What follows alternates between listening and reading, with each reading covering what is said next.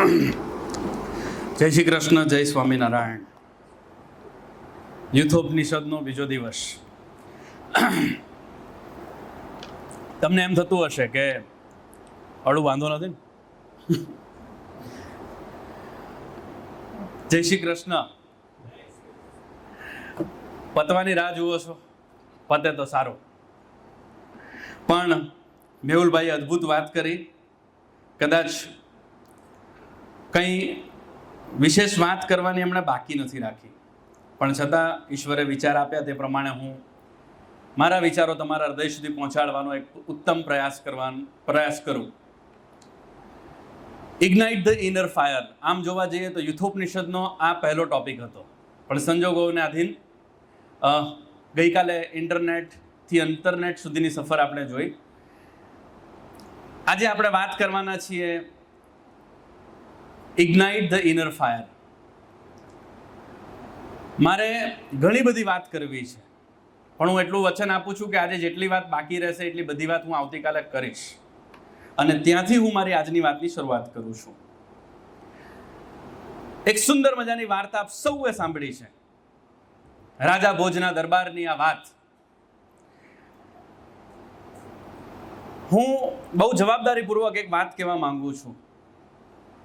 ગઈકાલે આપણે જોયું કે ઈશ્વરે કાનમાં સંદેશ લગીને મોકલ્યાના બધી વાતો આપણે ગઈકાલે કરી. આ કરંટ ન લાગે તો હાથમાં લઈ લઉં કે ચાન્સીસ છે? ઓકે. રાજા ભોજના દરબારની મારે તમને બધાને વાત કરવી છે. રાજા ભોજના દરબારની અંદર એક વખત એક શિલ્પકાર આવ્યા. એ શિલ્પકાર એક સરખી દેખાતી, રંગ, રૂપ, આકાર, કદ, કપડા બધું જ સેમ એવી 3 મૂર્તિ લઈ અને શિલ્પકાર રાજા ભોજના દરબારમાં આવ્યા. બધી જ મૂર્તિ એટલી આકર્ષક હતી કે 5 થી 10 કે 15, 20, 25 સેકન્ડ સુધી રાજા ભોજના દરબારમાં બેસેલા તમામ વ્યક્તિઓ એ મૂર્તિથી મંત્રમુગ્ધ થઈ ગયા. રાજા ભોજ પોતે પણ કંઈ જ બોલ્યા વગર મૂર્તિને જોયા જ કરીને પછી એમને ભાન આવ્યું અને નક્કી કર્યું કે મારા 3 મૂર્તિ મારી પાસે જોઈએ છે. કંઈ પણ થાય, કોઈ પણ કિંમત ચૂકવવી પડે, મારે આ મૂર્તિ મારી પાસે જોઈએ છે. રાજા ભોજે કીધું શિલ્પકારને કે આ મૂર્તિની કિંમત શું છે? શિલ્પકારે કીધું કે આ મૂર્તિ 3 છે ને 3ની પ્રાઇસ અલગ છે. એક મૂર્તિ એવી છે કે જેની કિંમત ફૂટી કોડીની છે, બીજી જેની કિંમત 100 દોકડા બરાબર છે, ને ત્રીજી અમૂલ્ય છે. તમારી બુદ્ધિ, સમજણ અને વિવેક પ્રમાણે તમારે નક્કી કરવાનું છે કે એ મૂર્તિની કિંમત તમે શું નક્કી કરો છો. રાજા ભોજે જોયું કે કદાચ શિલ્પકારના રૂપમાં ઈશ્વર આવ્યા છે ને મારી કસોટી કરી રહ્યા છે. ત્યાં શસ્ત્ર મૂકી અને પોતાના દરબારના સૌથી બુદ્ધિશાળી વ્યક્તિને તેમણે ઇન્વાઇટ કર્યા, કાલિદાસને. અને કાલિદાસે જોયું, કાલિદાસને કીધું કે હવે તમે આ 3માંથી કઈ મૂર્તિની કેટલી પ્રાઇસ છે તે નક્કી કરો અને તેનું કારણ આઈડેન્ટિફાય કરો કે આની કિંમત 100 દોકડાની કેમ, ને આની કિંમત અમૂલ્ય કેમ, ને આ ફૂટી કોડીની કેમ. કાલિદાસે 3 સરખા મોતી લીધા. સૌથી પહેલું મોતી પહેલી મૂર્તિના કાનમાં નાખ્યું, અને જેવું કાનમાં નાખ્યું એક કાનમાંથી બીજા કાનમાંથી બહાર. વિધિન નો ટાઈમ કાલિદાસે કહી દીધું કે આની કિંમત ફૂટી કોડીની છે. બીજું મોતી બીજા કાનમાં નાખ્યું બીજી મૂર્તિના, ને એ મોઢા થકી બહાર નીકળ્યું. એને કીધું કે આની કિંમત 100 દોકડા બરાબર છે. 3rd મૂર્તિના કાનમાં જ્યારે મોતી પીરવવામાં આવ્યું, આખી મૂર્તિ ઊંધી કરી, ચત્તી કરી, અવાજ તો છોડી દો, મોતી ગાયબ થઈ ગયું. ત્યારે નક્કી થયું કે આની કિંમત અમૂલ્ય છે. આ વાત અહીંયાથી એટલા માટે શરૂ કરું છું કારણ કે ખાલી મૂર્તિ 3 પ્રકારની નહીં, ઈશ્વરે આપણને પણ માનવરૂપી મૂર્તિ જ બનાવ્યા છે. આપણે અહીંયાથી બહાર ગયા પછી શું વાત કરીએ છીએ ને તે આપણી એક્ઝેક્ટ કિંમત નક્કી કરે છે. આપણા આખા દિવસની વાતો તમે વિચાર કરો, એનાલિસિસ કરવાનો કોઈ દિવસ પ્રયાસ કર્યો છે? યુથોપનિષદ જે સણિયાના મંદિરમાં થયું એ જ કેમ્પસની અંદર 2 દીકરીઓએ ચેટ જીપીટીને પૂછીને સુસાઇડ કરી નાખ્યું છે. એ જ કેમ્પસમાં. તમે બધાએ ન્યૂઝ જોયા હશે, યસ ઓર નો? એવા મોટા ન્યૂઝ થયા વર્લ્ડ લેવલના કે ઇલોન મસ્કે ટ્વિટર હેન્ડલ પર શેર કર્યું કે ચેટ જીપીટીનું આવું કામ છે. હું તમને બધાને પ્રશ્ન પૂછું છું કે ચેટ જીપીટીને કોઈ દિવસ તમે જાતે પૂછ્યું છે કે હે ચેટ જીપીટી, છેલ્લા 6 મહિનાથી, 8 મહિનાથી, 10 મહિનાથી, 12 મહિનાથી તું મારી સાથે છે, તું મને આટલું ઓળખે છે, મારે નેક્સ્ટ 5 વર્ષની અંદર 1 કરોડ રૂપિયા કમાવા છે, મારી અંદર આટલી સ્કિલ છે, મારી સ્ટ્રેન્થ શું, મારી વીકનેસ શું, મારે 1 કરોડ રૂપિયા કેવી રીતે કમાવા, એનો રોડ મેપ મને આપ. કોઈ દિવસ કોઈએ પૂછ્યું છે? આમ ધુરંધર મૂવી આવે, આપણે આમ પેલા અક્ષય ખન્નાના ફોટા બનાવીએ, કબીર સિંહના ફોટા બનાવી દઈએ અને સુઈ બનાવીએ. અહીંયા બેસેલા તમને બધાને ખબર છે કે તમે કેવા ફોટોઝ બનાવીને મૂકો છો ચેટ જીપીટીના માધ્યમથી. એમાં જરાય ખોટું નથી, પણ એની બીજી સાઈડ પણ છે. મેં આ પ્રયોગ કર્યો છે કે મારા બિઝનેસને આ લેવલે પહોંચાડવો છે નેક્સ્ટ 5 વર્ષની અંદર, તો ઇન્ટરનેશનલ લેવલના કઈ કન્ટ્રીના મારે કયા લાયસન્સ લેવા પડે એ પણ ચેટ જીપીટી આપ્યું છે.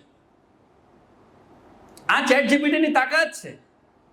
બટ આપણે ટેકનોલોજીનો સદુપયોગ નથી કરતા. આપણે આખા દિવસના વાતનું એનાલિસિસ શું, આને આવું કરવું જોઈએ, આને આવું ન કરવું જોઈએ, આને તો આનામ તો બુદ્ધિ જ નથી.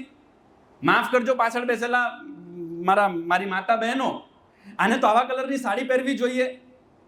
આ બધી વાતોની બહાર આપણે નથી નીકળતા. પ્રોબ્લેમ ત્યાં છે. અરે આપણને શું લેવા દેવા? આપણો જન્મ આપણા આત્માને મહાન બનાવવા માટે થયો છે. જેને જે કરવું હોય તે કરે, મારે ને તમારે શું? આપણી આ વાતોથી શું ફરક પડી જશે? ચાલો તમે મને જણાવો, શું ફરક પડી જશે? આમાંથી કેટલા લોકોએ પોતે બેંકની અંદર લોકર બનાવ્યા છે? હાથ ઉપર કરો તો લોકર ખોલાવ્યા હોય એવા હાથ ઉપર કરે, જેને બેંકમાં લોકર હોય. હવે મને એ વાત કહો કે તમારા ઘરનો કચરો તમે લોકરમાં મૂકતા હોય એવા લોકો હાથ ઉપર કરે, કે જેના ઘરનો કચરો દર અઠવાડિયું થાય એટલે કચરો ભેગો કરીને હું લોકરમાં મૂકવા જાઉં, હાથ ઉપર કરે. નોબડી.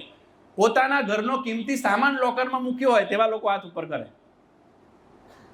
આ તમારા જ પ્રશ્નનો જવાબ તમે જાતે આપી રહ્યા છો. યાદ રાખજો, અહીંયા તમારે કચરા પેટી બનાવવી છે કે લોકર બનાવવું છે એ તમારા હાથમાં છે.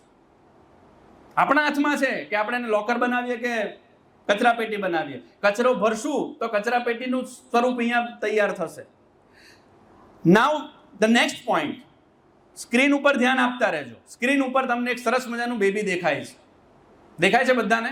અહીંયા બેસેલા તમામ જે લોકોને માતા અથવા પિતા બનવાનું સૌભાગ્ય પ્રાપ્ત થયું છે, તેણે પોતાના 2 કે 3 કે 5 દિવસના બાળકને આ રીતે હસતું જોયું છે. હાથ ઉપર કરો તો. ગુડ. નાઉ તમે વિચાર કરો, મારો સિમ્પલ પ્રશ્ન છે અહીંયા કે આ બાળક કે જે 2 દિવસ 5 દિવસ એને મમ્મી શું પપ્પા શું, 10મા ધોરણમાં કેટલા ટકા લાવવાના, 10મા પછી સાયન્સ લેવાનું, કોમર્સ લેવાનું, ડિપ્લોમા લેવાનું, આર્ટ્સ લેવાનું, કશી જ નથી ખબર.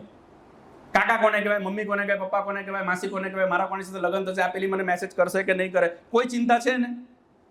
હેલો, જાગતા રહેજો. હા,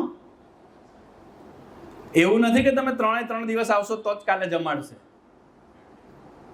એવું કોઈ ચિંતાથી નથી આવ્યું ને? ચાલો ફરીથી આપણે સ્ક્રીન ઉપર આવી જઈએ. પ્રશ્ન એ છે કે બાળકનો માના ગર્ભમાં જ્યારે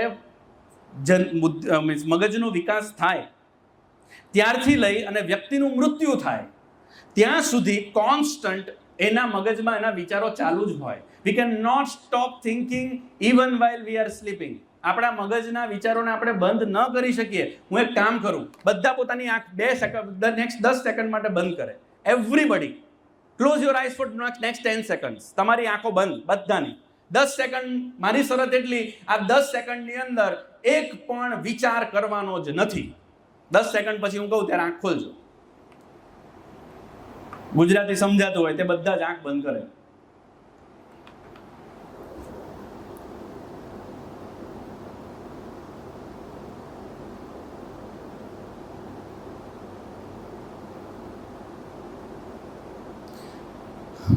ઓપન યોર આઈઝ.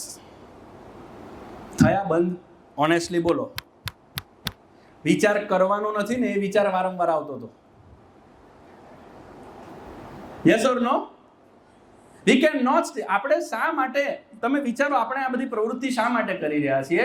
આપણે આપણા વિચારોને ટ્રેન કરી શકીએ. મારે કઈ પરિસ્થિતિમાં કેવા વિચારો કરવા એને ટ્રેન કરવા માટે આપણે આ પ્રકારના કાર્યક્રમને રેગ્યુલર ફેઝ ઉપર એન્ટરટેન કરવા પડે, એમાં જવું પડે. સો વી કેન નોટ સ્ટીપ. હવે આપણી લાઈફનો નેક્સ્ટ સ્ટેજ, સૌથી પહેલું આજે નક્કી કરવા જેવું કોઈ કામ હોય ને તો એ આ છે.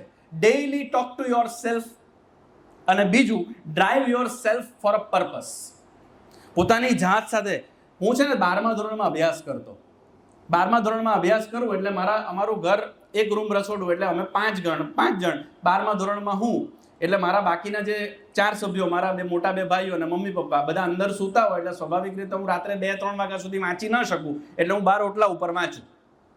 ઓટલા ઉપર વાંચવા બેઠો હોઉં, કારણ કે સાહિલે વાત કરી, મને હજી યાદ છે 11મા ધોરણની અંદર હું ભણતો, 11મા ધોરણનું વેકેશન હતું. એક ઇન્સિડન્ટ એવો બન્યો કે જ્યારે હું બહુ સિરિયસ નહોતો, મારે તો ક્રિકેટર બનવું હતું અને આખો દિવસ સવારથી સાંજ લઈને ક્રિકેટ હતું મારી લાઈફમાં, બીજું કંઈ હતું નહીં. પણ 11મા ધોરણની અંદર એક વખત હું ક્રિકેટ રમીને આવ્યો ઘરે, અને રાતનું ભોજન જ્યારે હું લેતો ત્યારે અમે 5 જણમાંથી 4 જણ જમવા બેઠા, મારા મમ્મી નહોતા જમવા બેઠા, અને જેની અંદર આપણે જે ત્રાસડું કહીએ અમે, એની અંદર જે શાક હોય તે શાક પતી ગયેલું. એટલે મેં જોયું મમ્મી શું જમશે, એટલે મમ્મી માટે કંઈ હતું નહીં. અને ઘરની અંદર એવી પરિસ્થિતિ કે મમ્મીએ થાળીમાં મરચાની ભૂકી લીધી, એની અંદર મીઠું નાખ્યું, ઘરમાં તેલ નહોતું, મમ્મીએ પાણી નાખ્યું. અને આઈ વોઝ ક્રાઇંગ કે સાલું હું મારા જીવનનો કેટલો કિંમતી સમય બરબાદ કરી રહ્યો છું. મારા મમ્મીની પરિસ્થિતિ આ છે, મારા ફાધર અમે ભાડે રહેવાવાળા વ્યક્તિઓને, હું 11મા ધોરણમાં આવી ગયો અને હજી હું આખો દિવસ ક્રિકેટમાં આપું છું. I was same. મને મારી જાત ઉપર શરમ આવતી હતી, કારણ કે 7મા 8મા ધોરણની અંદર તો અમે ઘરે ઘરે ખાખરા વેચ્યા, ગાડીના કિચન સેલ કર્યા ટોપલામાં બેસીને. જ્યોતિન્દ્ર દવે ગાર્ડન નવો બનેલો, અડાજણ સુરતની અંદર તમે સર્ચ કરજો તમને મળશે. અને ત્યારે મારી લાઈફમાં ટર્નિંગ પોઈન્ટ આવ્યો, વોટેવર, હું અત્યારે બહુ ડિટેલમાં નથી જતો, બટ સ્વામીજીનો ગાડીનો નંબર 369 હતો. That transformed my life. સ્વામીજીના ગાડીના નંબર મેં 369 ન જોયો હોત તો મને અત્યારે કોઈ ઓળખતું જ ન હોત. એ દિવસે નક્કી કર્યું કે હું જ્યારે 25 વર્ષનો થઈશ ત્યારે મારા મમ્મીને હોન્ડા સિવિક કાર ગિફ્ટ કરીશ. અને પછી રાત દિવસ એક જ વસ્તુ, હું જ્યારે નવરો પડું ને તો બી એક જ વિચાર, આ કોઈ રસ્તા ઉપર, અમે વિશાલભાઈ તો કેટલી વખત બાઇક પર ગયા, કોઈ પણ હોન્ડા સિવિક આવે એટલે હું એમને દૂરથી બતાવતો, એ હોન્ડા સિવિક જાય, અમલને પણ અનુભવ. અને જ્યારે 12 ઓગસ્ટ 2017 આવી અને મેં મારા મમ્મીને હોન્ડા સિવિકની કાર જ્યારે હાથમાં ચાવી આપીને, મારી પાસે શબ્દો નથી કે એ મમ્મીને કેવું ફીલ થયું. I don't have words. પોતાની લાઈફને બહુ અલગ રીતે જીવવાનો સંકલ્પ કરશો ને તો ભગવાન હંમેશા તમારી સાથે રહેશે, હંમેશા તમારી સાથે રહેશે. કોઈ દિવસ તમે એટલું વિચાર્યું છે કે મેં સવારથી લઈને રાત સુધીના 12 કે 15 કે 17 કલાકમાં મેં કરવા જેવા કેટલા કામ કર્યા, ન કરવા જેવા કેટલા કામ કર્યા, ન કરું ને પોસ્ટપોન કરી દઉં તો ચાલત એવા કેટલા કામ કર્યા. આજે 1 કલાક કદાચ 5-7 વર્ષ તમારી લાઈફની અંદર એવા મિત્રોને ત્યજી દો કે જે તમારો ટાઈમ બગાડે છે. અત્યારે પહેલાના જેટલા જન્મ લીધા છે તેના બધા જ કર્મો, બધા જ કુકર્મો, બધા જ પાપ, બધું જ મને યાદ આવે છે. મને સમજાઈ ગયું છે કે મારી કેટલી ભૂલ થઈ. અત્યારથી પહેલા મને જલ્દીથી બહાર કાઢો. 2 મહિના સુધી કોન્સ્ટન્ટ પ્રાર્થના કરે અને છેલ્લે ભગવાનને એવું કે હવે મને બહાર કાઢો, હું એવું જીવન જીવીશ કે તમને બહાર કાઢીને ભૂલ થઈ છે તેવું નહીં લાગે. હું વચન આપું છું કે એવું જીવન જીવીને તમારી પાસે આવીશ કે ફરીથી આવું ને ત્યારે મારે માના ગર્ભમાં જન્મ ના લેવો પડે. આ કમિટમેન્ટ કરીને આપણે બધા આવ્યા છીએ. અહીંયાનો એક બાળક એવો નથી કે જેને આ કમિટમેન્ટ નથી કર્યું અકોર્ડિંગ ટુ ભાગવત પુરાણ. તમે વિચાર કરો, બહાર આવ્યા એટલે કેટલા સ્વાર્થી બન્યા. આપણે પ્રાર્થના ભૂલી ગયા છીએ. ભગવાનને કરેલી એ પ્રાર્થના ભૂલાઈ ગઈ છે, એટલે આપણે અત્યારે ન કરવાના કાર્યો કરી રહ્યા છીએ. એ પ્રાર્થનાને રોજ યાદ કરવાની જરૂર છે કે આજે રાત્રે સૂતા હોય ને ત્યારે સૌથી પહેલું સોરી કહેવાનું કે આજે મારે 9 કલાક તમે મને ક્લિયર કરાવેલા ડ્રીમ માટે આપવાના હતા, પણ હું 8 જ કલાક આપી શક્યો. મને માફ કરજો. આવતીકાલે વધારે પ્રેરણા આપજો કે હું અડધી સેકન્ડ પણ વેસ્ટ ના કરું. અને સવારે ઉઠો ને તો ભગવાનને થેન્ક યુ કહેવાની આદત પાડજો કે હે ઈશ્વર, તમે તે મને નવો ચાન્સ આપ્યો મને વધારે બેટર બનવાનો. ડેઈલી ટોક ટુ યોરસેલ્ફ નો મતલબ તમારી પાસે મોબાઈલ ફોન હોય તો એને સાઈડ પર મૂકીને વાત કરો પોતાની જાત સાથે, અને ત્યારે ભગવાન તમને એની પોતાની નજીક લાવશે. તમારું વર્તન બદલાશે, તમારા વર્તનમાં પરિવર્તન આવશે, તમારી વાણીમાં પરિવર્તન આવશે, તમારા વિચારોમાં પરિવર્તન આવશે. જ્યારે તમને કોઈ વ્યક્તિનું નોંધશો ને તો ભગવાન ક્લિયર કરાવશે કે તે મને આના માટે કમિટમેન્ટ આપેલું. જ્યારે કોઈ વ્યક્તિને તમે પ્રોમિસ કરશો ને કે મારી જિંદગીમાં તારા સિવાય બીજું કોઈ જ નહીં, ત્યારે બી તમને યાદ કરાવશે કે આ કમિટમેન્ટ તેને મને નથી આપ્યું અને તે બીજા કોઈને આપ્યું છે. જ્યારે ભગવાન સાથે સંવાદની શરૂઆત થશે ને ત્યારે તમારી લાઈફમાં ઓટોમેટિક પરિવર્તન આવશે. Is there any problem? કોઈ વાંધો નહીં, હું મારા નેક્સ્ટ ટોપિક પર આવી જાઉં. આપણે એની ચિંતા નથી. We already have backup plan. મારું લેપટોપ આપી દો. So daily talk to yourself, અને બીજું drive yourself for a purpose. બીજું compete yourself with international personalities. તમે ઇન્ટરનેશનલ જાઓ. જેમ કે બે વ્યક્તિના મારે એક્ઝામ્પલ આપવા છે. કમ્પીટ ગ્લોબલી એનો મતલબ શું થયો કે જ્યારે તમે કોઈ દિશામાં આગળ વધી રહ્યા છો, વિરાટ કોહલી આઈપીએલની 5 મેચની અંદર કોન્સ્ટન્ટ ફેલ થઈ ગયો, ત્યારે હોટલના રૂમમાં આઈનાની સામે ઊભો રહ્યો અને એને યાદ કર્યું કે 5 વર્ષ પહેલા જ્યારે મેં ક્રિકેટ રમવાની શરૂઆત કરી, 5 કે 7 વર્ષ પહેલા, ત્યારે મેં નક્કી કરેલું કે મારે વિશ્વના સૌથી બેસ્ટ પ્લેયર બનવું છે. I want to become world number 1 batsman. અને જ્યારે 5 મેચ પૂરી થઈ ત્યારે એ વ્યક્તિ બધી જ મેચમાં 0, 1, 2 એવા નંબર ઉપર આઉટ થયો અને છેવટે મિરરની સામે ઊભો રહ્યો અને પોતાની જાતને વાત કરતા કીધું કે વિશ્વનો પહેલા નંબરનો પ્લેયરની ફિટનેસ આ ના હોય. મારે મારી જાતને, મારી ફિટનેસને ઇન્ક્રીઝ કરવી છે, બેટર બનાવવી છે. અને એ વિરાટ કોહલીનો ઇન્ટરવ્યુ આજે પણ છે. આજે વિશ્વની અંદર, ઓલિમ્પિકની અંદર ક્રિકેટ એન્ટર થઈ તેનું કારણ વિરાટ કોહલી છે. એમને ન બનાય સાહેબ, પોતાની જાતને કમ્પીટ વર્લ્ડ લેવલે કરો. પહેલી વખત જ્યારે 2001 કે 2002 ની આસપાસ જ્યારે ગુજરાતની અંદર વાઇબ્રન્ટ સમિટ થયું, ત્યારે નરેન્દ્રભાઈ મોદીને એની બાજુમાં બેસેલા જયભાઈ વસાવડાએ પૂછ્યું કે ઓલરેડી ગુજરાત આટલું બધું ડેવલપ છે, હવે તમારે મહારાષ્ટ્રથી આગળ વધી ગયા, કર્ણાટકથી આગળ વધી ગયા, જીડીપી લેવલે અત્યારે ગુજરાત ભારતમાં પહેલા નંબરે પહોંચી ગયું, હજી તમારે શું કરવું છે આ બધા કાર્યક્રમ કરીને?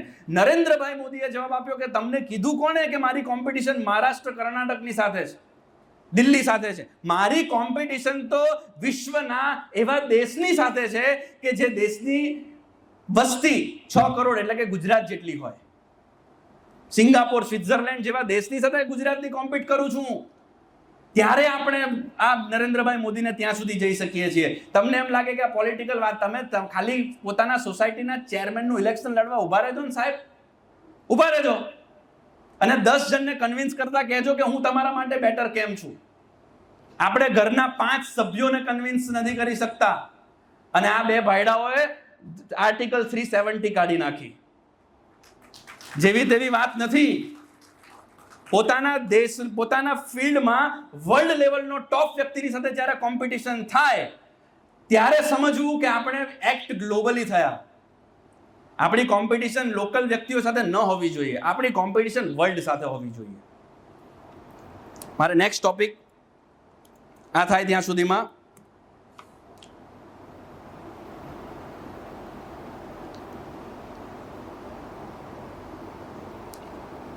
આજે પણ 10 મિનિટ વધારે લો, વાંધો નથી ને? એ સ્વામીજીએ કેપેસિટી બધાની સારી ડેવલપ કરેલી છે, કોઈ ના પાડશે જ નહીં. હે વાંધો નહીં, હજી મને મળેલી 7 મિનિટ બાકી છે હજી.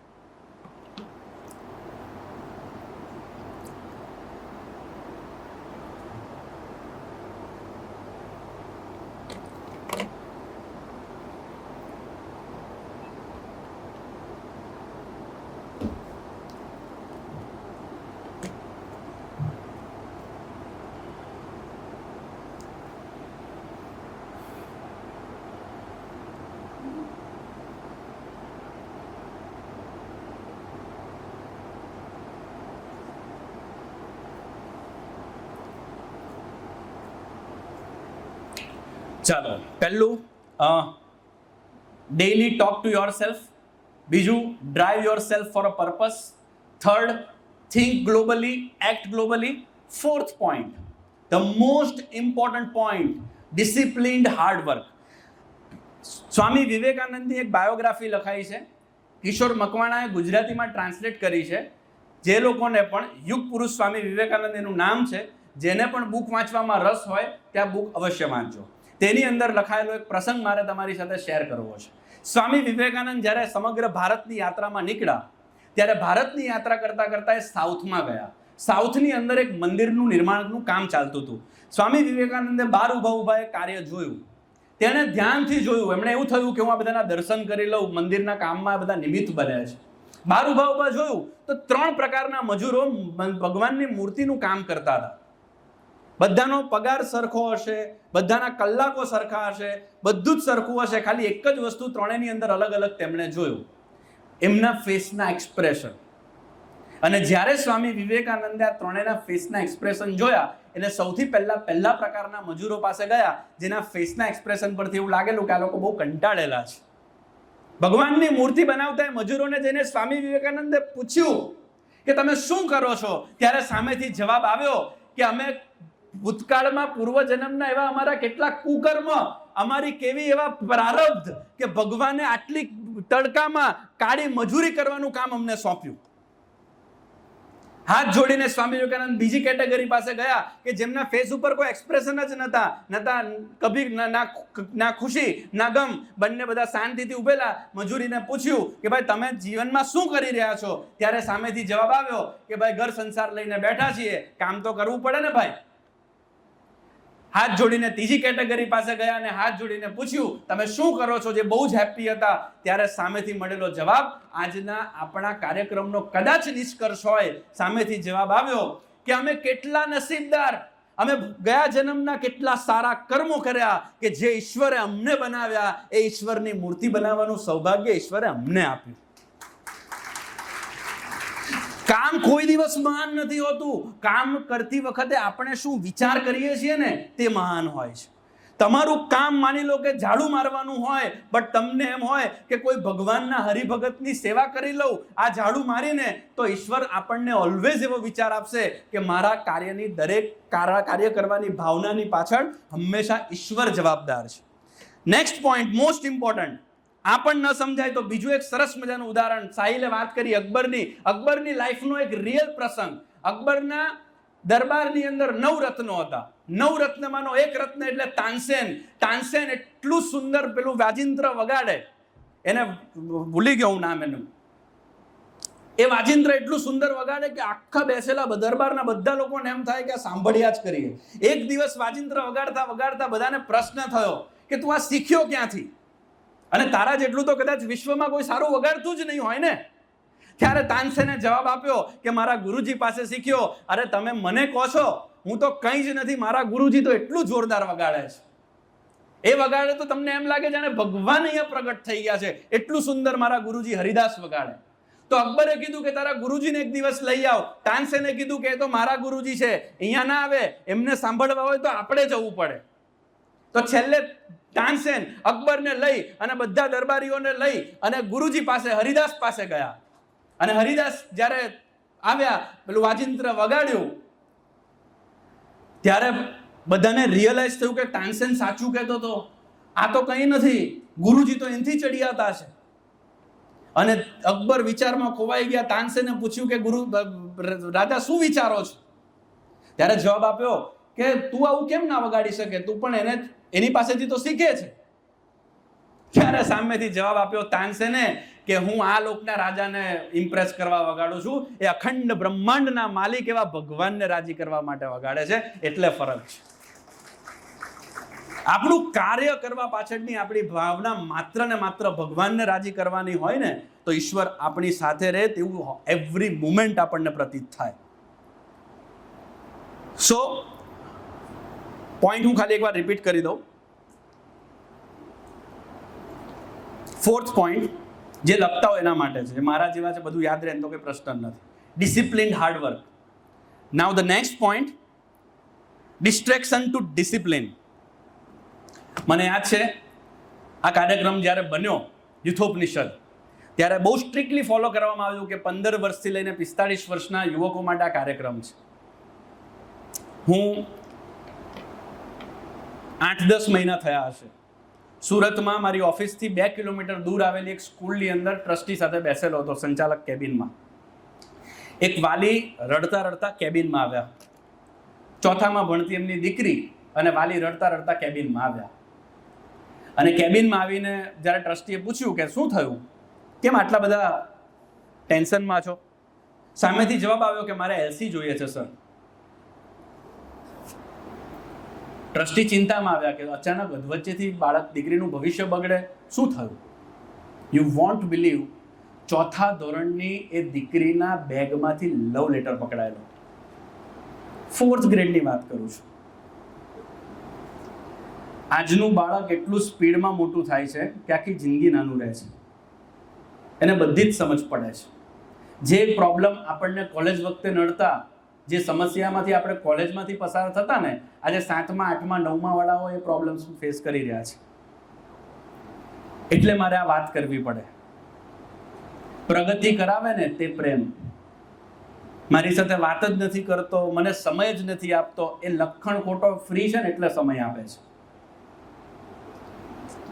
આપણે એ સંસ્કૃતિના દીકરાઓ છીએ કે જ્યાં ભગવાન કૃષ્ણ પોતે પ્રેમ શીખવાડીને ગયા છે કે પ્રેમનો એક્ઝેક્ટ મિનિંગ છે શું. કોઈ માતા કે કોઈ પિતાને પ્રેમથી પ્રોબ્લેમ નથી. અહીંયા બેસેલા યુવકો, મારી વાત કાન ખોલીને સાંભળી લો. ખોટા સમયે ખોટા વ્યક્તિની સાથે થયેલા પ્રેમથી તમારા માતા પિતાને વિરોધ છે. જીવનમાં સેટબેક્સ આવે, પણ એટલું ઓલવેઝ યાદ રાખવાનું કે મારી લાઈફની અંદર મારું આ રૂપ જતું રહે, મારી આ સ્કિલ જતી રહે, મારી આ ટેલેન્ટ જતી રહે, તો મને મારા પપ્પા કે મારા મમ્મીની જેમ જ નિસ્વાર્થ ભાવે પ્રેમ કરનાર પાત્ર મારી સાથે છે. જો નથી તો આજે જ એને બ્રેક મારવાની જરૂર છે. જે વ્યક્તિ તમારી પાસે કોન્સ્ટન્ટ તમારો સમય માંગી રહી છે, એવું કહેવાની જગ્યાએ કે તું ગ્રોથ કર, તું 50 દિવસ કે 2 વર્ષ સુધી મારી સાથે વાત નહીં કરે ને તો પણ હું તારી સાથે છું. હું આવતીકાલે એક સ્ટોરી શેર કરીશ તમારી પાસે. આવતીકાલે હું તમારી સાથે 6 કેસ સ્ટડીઝ લઈને આવ્યો છું આવતીકાલ માટે. એવી કેસ સ્ટડીઝ છે કે કદાચ તમે નહીં સાંભળી હોય. એકદમ એકાદ સ્ટોરી તો એવી છે, ડાંગ જિલ્લાની અંદર આદિવાસી વિસ્તારની અંદર એક નાનકડી ઝૂંપડીમાં રહેતું બાળક જીવનમાં શું કરી શકે એની વાત છે. ભાડાના મકાનમાં સિક્યુરિટી ગાર્ડની નોકરી કરતું એ વ્યક્તિ, એની દીકરી જીવનમાં શું કરી શકે એની એક કેસ સ્ટડી છે આવતીકાલ માટે. પણ જીવનની અંદર પ્રગતિ નથી કરાવતું એ સંબંધને બ્રેક મારો. પછી એ દોસ્તી હોય કે ગમે તે હોય. ફાયર ઇગ્નાઇટ કરવાની બહુ મોટી જવાબદારી આપણા સરાઉન્ડિંગ્સની છે. આપણી આજુબાજુ રહેલા વ્યક્તિઓ બહુ જ મોટો ઇમ્પોર્ટન્ટ રોલ આપણા જીવનની પ્રગતિ માટે ફેસ કરે છે. Distraction to discipline. મુખ્ય ધારામાં આવી જાઓ, ઈશ્વરની ધારામાં આવી જાઓ. જે થયું તે અત્યાર સુધી મારી લાઈફની દરેક મુવમેન્ટ જે અત્યાર સુધી થઈ તે ઈશ્વરની મરજીથી થઈ. આવતીકાલે જે કંઈ પણ થવાનું છે તે ઈશ્વરના ચરણોમાં સમર્પિત કરીને મારા જીવનને જીવવા માંગુ છું. તેવો આવા કાર્યક્રમમાં સંકલ્પ કરીએ. 23મી મે છે અને હું તો કહું કે આપણે તો હમ બ્રહ્માસ્મી સંસ્કૃતિમાંથી આવીએ છીએ. અરે હું જ બ્રહ્માંડ છું, શા માટે કોઈની પાસે ભીખ માંગુ? મારો બાપ આટલો મોટો સમર્થ વ્યક્તિ. હું એમ કહું કે સંકલ્પ પત્રમાં આપણે એવું લખીએ કે તમે સંકલ્પ કરો કે મારું જીવન કેવું બને, હું એવો બનવાનો પ્રયાસ કરીશ. હું જ બ્રહ્માંડ છું. બ્રહ્માંડ કોઈ દિવસ ભીખ માંગે કે મને આપી દો, મને આપી દો. હું 10 સભા ભરું, મારું આ કામ થઈ જાય, ને 11 સભા ભરું તો આ કામ થઈ જાય. મારા બાપને હું આવી શરતથી મળીશ, મારી માને હું આવી શરતથી મળીશ કે તું મને જમવાનું બનાવે તો તું મારી માં. અરે જમવાનું બનાવે, જમવાનું ન બનાવે, ઘરમાંથી કાઢી મૂકે, ગમે તે કરે, તું મારી માં જ છે. આવો પ્રેમ આપણે કેમ નથી કરી શકતા ઈશ્વરને? શા માટે ન થાય? સંકલ્પ પત્રમાં લખીએ તો ખરા કે તમે સંકલ્પ કરો કે અક્ષયનું જીવન આવું હોય, હું એવો જીવવાનો સંકલ્પ કરીશ, હું એવું જીવીશ. ક્યાં સુધી આપણે ઈશ્વર પાસે માંગીશું? જ્યારે નારદ મુનિ દોડતા આખું બ્રહ્માંડ વિચરણ કરવા માટે ગયા તો અલગ અલગ જગ્યાએ એમણે જોયું. શનિવારનો દિવસ હતો, અલગ અલગ મંદિરમાં લાઈન હતી. એમને થયું કે ભગવાન રામનું મંદિર હશે, લાવ હું દર્શન કરું. તો બધા જ મંદિર હનુમાનજીના નીકળ્યા. હનુમાનજીના મંદિર. એમને ઈર્ષ્યા થઈ એટલે ગયા ભગવાન શ્રી રામ પાસે. આજે તો હનુમાનજીને હું વાળો પાડ દઉં એમ કે. રામ ભગવાન બહાર આવ્યા અને હરખાતા નારદ મુનિએ એવું કીધું કે ચાલો નીચે હું તમને એક વસ્તુ બતાવું. ભક્ત બનવા ભગવાન બનીને બેઠા છે. બહુ બધી કમ્પ્લેન કરી એટલે ભગવાન રામે કીધું સારું ચાલ આવું છું. એક કામ કર, હું બધું રેડી થાઉં ત્યાં લગીને મારા રૂમમાં એક ડાયરી પડી છે એ લેતા આવું. એટલે નારદ મુનિને મારી જેમ પ્રશ્ન થયો કે ડાયરી છે શેની? તો કે એવા ભક્તોની ડાયરી છે કે જેને જીવનમાં કોઈ પણ સમસ્યા આવે એટલે સૌથી પહેલા મને યાદ કરે. હું ઓલવેઝ એમની ડાયરી મારી પાસે જ રાખું. નારદ મુનિ ડાયરી લેવા માટે ગયા. ડાયરી પાછા આપણા જેવા હોશિયાર ડાયરી ખોલીને જોયું તો પહેલું નામ કોનું? નારદ મુનિનું પોતાનું. નારદ મુનિ ઓર ખુશ થયા. વાહ! હવે જો બહાર લઈને જોયું, ભગવાન રામને ડાયરી આપી. અલ્લા, આ ડાયરી નથી લાવવાની, એની બાજુમાં બીજી ડાયરી છે એ લાવવાની છે. તો કે ડાયરી છે ની મને તકલીફ પડે ને હું જે ભગતને યાદ કરું ને એની ડાયરી છે. અને એ ભગવાન, એ હનુમાનજી ભગવાનને તકલીફ પડે જીવનમાં, ભગવાન એવો સેટબેક ગ્રહણ કરે અને ભગવાનને આપણે યાદ આવીએ, એવા વ્યક્તિ કેમ નથી બનવું આપણે? સંસ્કૃતિ તો કહીને બેઠી છે, અહમ બ્રહ્માસ્મિ, અહમ બ્રહ્માંડ, હું જ બ્રહ્માંડ છું, મારી અંદર આટલી ઉર્જાઓ છે, હું ધારું તે કરી શકું. અને આપણે બ્રહ્માંડ બનીને શું કરીએ? આને આવું નતું કરવાનું, આવું નતું બોલવાનું. અરે બહાર નીકળીએ, બ્રહ્માંડ કોઈ દિવસ એવો હોય? હું જ અક્ષર બ્રહ્મ છું ને આપણે આખા ગામમાં ગોતીએ અને એમાં સમસ્યા થાય. આપણે એમાં જવું નથી અત્યારે. જીવનમાં ભગવાનનું અત્યંત મહત્વ છે. બધું જ કરશું પણ જીવનમાં ઈશ્વરને પ્રાથમિકતા નહીં આપીએ તો શું થાય એની એક નાનકડી વાત કરું. એક ભાઈ વાળ કપાવવા માટે બેસેલા વાણંદના ત્યાં. વાળ કપાવવા બેઠા ને એટલે વાણંદ અલગ અલગ વાતો કરતા. એટલો મોટો વ્યક્તિ બની ગયો એમ પેલા વાણંદે કીધું કે આ દુનિયામાં ભગવાન જ નથી. એમ કે આ દુનિયામાં ભગવાન જ નથી. એટલે બધું કીધું કે આને આ પ્રોબ્લેમ છે, આને આ પ્રોબ્લેમ છે, આને આ પ્રોબ્લેમ છે. હું આટલા લોકોને ઓળખું જેના જીવનમાં એટલી મોટી મોટી પ્રોબ્લેમ્સ છે. હું ચોક્કસથી કહું છું જો ભગવાન હોય તો આ બધા પ્રોબ્લેમ હોય જ નહીં. એમ કે એટલે પેલા વાળ કપાવીને પેલા જે ભાઈ બેસેલા એ થોડી વાર ગઈ અને 10, 12, 15 એવા વ્યક્તિઓને લઈ આવ્યા કે જેના આટલા મોટા મોટા વાળ હતા. એને લઈને આવ્યા અને પેલાની પાસે મૂકી દીધા. પેલો ખુશ થઈ ગયો કે આજે તો 10 ઘરાક એક સાથે આવ્યા. એટલે કીધું કે વાહ બેસી જાઓ. તો કે ના, હું એના માટે નથી આવ્યો, આ 10, 12 જણને લઈને આવ્યો. આખી દુનિયામાં એમ કે વાળંદ જ નથી. એટલે કે હોતું હોય એમ કે હમણાં જ તો મેં તમારા વાળ કાપ્યા.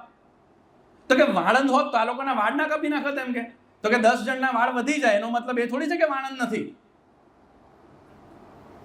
સમજાય છે? 12, 15, 20, 25 જણના જીવનમાં નાના મોટા સમસ્યા હોય એનો મતલબ એ ક્યારેય નથી કે જીવનમાં ભગવાન નથી. ભગવાન તો અહીંયા છે. કાલના આખા વક્તવ્યનું કન્ક્લુઝન શું હતું ખબર છે? ઇન્ટરનેટનું, અંતરનેટનું. મેં બહુ મસ્ત વાક્ય સાંભળેલું, એ આનું કન્ક્લુઝન હતું. યદિ મેં ભીતર ગયા તો મેં ભી તર ગયા. યદિ મેં ભીતર ગયા તો મેં ભી તર ગયા. જીવનમાં છે ને આપણે આપણા હૃદય સુધી પહોંચવાનો ક્યારે પ્રયાસ જ નથી કરતા. અને પાછા આપણા તો ફેમસ ડાયલોગ હોય, મેં મારું દિલ તને આપી દીધું. બહુ અદ્ભુત. Last but not the least, બીજો એક સરસ મજાનો છેલ્લો પ્રસંગ કહી અને મારી વાતને પૂરી કરીશ. 5 મિનિટનો સમય મારી પાસે વધ્યો છે અને આ 5 મિનિટમાં આજનો છેલ્લો પ્રસંગ. ભગવાન શ્રી રામે જોયું કે બધા જ રામ લખેલો પથ્થર લખે, પથ્થર ઉપર રામ લખે અને બધા જ વાનર દરિયામાં નાખે અને પથ્થર તરે. એક પથ્થર, બીજો પથ્થર, ત્રીજો પથ્થર. ભગવાન રામે પથ્થર નાખે અને પાણીમાં તરે. એક દિવસ રાત્રે ભગવાન રામ એકલા બેઠા બેઠા વિચાર કરતા હતા કે હું એકાદ પથ્થર પર રામ લખું અને હું પાણીમાં પથ્થર નાખું. આ બધા એકલા મહેનત કરે છે, હું પણ મહેનત કરવામાં નિમિત્ત બનું.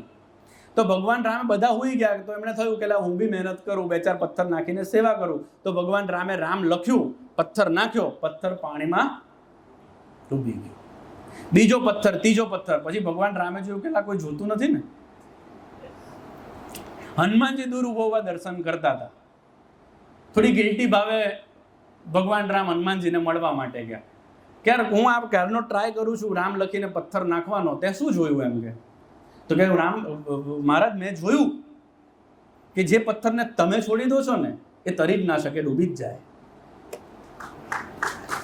જેને ભગવાન છોડી દે ને એ વ્યક્તિ જીવનમાં ક્યારે પણ તરી ન શકે.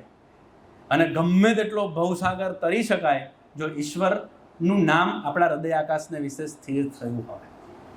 બહુ જ મોટા લક્ષ્યની સાથે ઈશ્વરે આપણને જન્મ આપ્યો છે અને એની અંદર જો આપણે ખરેખર અર્થમાં ઈશ્વરના બાળક બનીને જીવવું હોય ને તો આ સંકલ્પો જીવનમાં કરવા પડે અને તેની માટે મહેનત કરવી પડે. સંકલ્પો પૂરા થતા નથી. બહુ જ ન ગમે એવી વાત કરું, સંકલ્પો પૂરા કરવા પડે છે. ચમત્કાર થતા નથી, ચમત્કાર કરવા પડે છે. હું અહીંયા બેસીને આમ કર્યા રાખું, માળા ફેરવા રાખું, જય સ્વામિનારાયણ, સ્વામિનારાયણ, સ્વામિનારાયણ, સ્વામિનારાયણ, મને આ મન બુદ્ધિથી પવિત્ર કરી નાખો, મન બુદ્ધિથી પવિત્ર કરી નાખો. અને બહાર જશો એટલે પ્રસંગ બનશે અને પ્રસંગમાં પાસ થવું પડશે. એ માળા ફેરવેલા મણકા તમારું પુણ્ય ભેગું કરે છે કે જે તમને એ પ્રસંગમાં પાસ થવાનું બળ આપે છે. પણ એ પ્રસંગે ખરેખર પાસ થવું પડે છે. અને એની અંદર ભગવાન આપણને પાસ કરે જો આપણામાં પુણ્ય ભેગા થયા હોય. આંખ બંધ કરીને આજે સ્વામીજીનો પ્રાગટ્ય દિન છે, દિલથી કન્ફેસ કરવું છે. હું એમ નથી કહેતો આ પ્રાર્થના છે, આ કન્ફેશન તરીકે આ વાતને સ્વીકારીએ. હું તો 6 મહિનાનો હતો ત્યારથી મારા મમ્મી મને હરિપ્રસાદ સ્વામીજીની સભા મુંબઈમાં ભરવા લઈ જતી, એ ઇતિહાસ છે. પણ હરિપ્રસાદ સ્વામીજીએ પોતાના આખા જીવનકાળની અંદર યુવકો માટે ખરેખર અર્થમાં આ કઈ શબ્દો નથી કહેતો, લોહીનું પાણી કર્યું. જે પણ પ્રવચન સાંભળો એમાં એકની એક વાત, હું બહુ દિલથી પ્રાર્થના કે કન્ફેશન કરવા માંગુ છું. કદાચ તમને એમ લાગે કે મારે પણ આજે કન્ફેશન કરીને મારી લાઈફને આવતીકાલથી બદલવી છે, તો તમે પણ મારી સાથે આ કન્ફેશનમાં જોડાઓ તેવી મારી તો દિલથી ઈચ્છા છે. આંખ બંધ કરીને આપણે કન્ફેસ કરીએ. હું તમને બધાને વિનંતી કરું કે આંખ બંધ કરી હાથ જોડીને આપણે કન્ફેશન કરીએ. હે સ્વામીજી, અમે આપને છેતર્યા. હે હરિપ્રસાદ સ્વામીજી, અમે આપને છેતર્યા. તમે કીધું કે આંખને યોગ્ય જ્યોતિ કરવી છે, કાનને યોગ્ય સાંભળતા કરવા છે, જીભડીને યોગ્ય ખાતીને પીતી કરવી છે. હે સ્વામીજી, અમે આંખથી યોગ્ય નથી જોયું, કાનથી યોગ્ય નથી સાંભળ્યું, જીભથી યોગ્ય નથી બોલ્યા કે નથી ખાધું. હે સ્વામીજી, અમે આપને છેતર્યા. હે સ્વામીજી, તમે ઓલવેઝ કહેતા રહ્યા કે આપણે બધા જ અર્જુન છીએ અને આપણા જીવનમાં કૃષ્ણ પરમાત્માની જરૂર છે. અમે અર્જુન તરીકે પોતાની જાતને ક્યારે સ્વીકારી જ નહીં. અરે અમે તો દુર્યોધન કરતા પણ જાય એવું જીવન જીવ્યું. હે સ્વામીજી, આપ કહેતા રહ્યા કે આપણે અર્જુન છીએ, આપણા જીવનમાં કૃષ્ણ પરમાત્માની જરૂર છે. હે સ્વામીજી, અમને આપને છેતર્યા. અમે તો દુશાસન કરતા પણ વિકૃત દ્રષ્ટિવાળા નીકળ્યા. હે સ્વામીજી, અમે આપને છેતર્યા. હે સ્વામીજી, અમે આપને છેતર્યા. તમે કહેતા રહ્યા કે પ્રથમ 27, 37, 62, જેતલપુર 4, 5 પ્રમાણેનું જીવન આપણે જીવવું છે, પણ અમે ક્યારે પણ ઈશ્વરને અમારા જીવનમાં ક્યારે પ્રાથમિકતા જ ન આપી. અમે તો ઓલવેઝ પોતાના બળે જ જીવતા રહ્યા. હે સ્વામીજી, અમે આપને છેતર્યા. હે પ્રેમ સ્વરૂપ સ્વામીજી, અમે તો અત્યારે પણ તમને છેતરી રહ્યા છીએ. તમે કહો છો કે ભૂલી જવું, જતું કરવું, નમવું, ખમવું અને છેલ્લે ભૂલી જવું. હે સ્વામીજી, ઓગળી જવાની તો વાત છોડી દો. અમે તો આપને છેતરી રહ્યા છીએ. ત્યાં આવીને તો અમે ઘણા બધા સંકલ્પ કરીએ છીએ, પણ જેવા બહાર નીકળીએ છીએ ને, આ ભવસાગર તરવાની વાત તો છોડી દો, પણ આ માયારૂપી સાગરની અંદર તણાતા તણાતા ક્યાંક ને ક્યાંક ડૂબવા જઈ રહ્યા છીએ. અને હે સ્વામીજી, અમે ઓગળતા નથી. અમે તો દાસના દાસ નહીં, પરંતુ બાપના બાપ બનીને જીવી રહ્યા છીએ. હે સ્વામીજી, અમે આપને છેતર્યા. હું તમને દિલથી પ્રાર્થના કરું છું કે આપે જે યોજના ધારણ કરીને આપ ધરતી પર આવ્યા, એ યોજનાની અંદર આપ તો કૃષ્ણ બની ગયા, પણ હે સ્વામીજી, હું અર્જુન ના બની શક્યો. આજે ઇગ્નાઇટ ધ ઇનર ફાયર આ સેશનની બહાર જાઉં અને ખરેખર અર્થમાં પોતાની જાતને અર્જુન તરીકે સ્વીકારીને આપને કૃષ્ણ પરમાત્મા તરીકે મારા હૃદયના આકાશને વિશે સ્થિર કરી શકું. એ જ મને બળ બુદ્ધિ અને શક્તિ આપજો. હે સ્વામી, જય સ્વામિનારાયણ.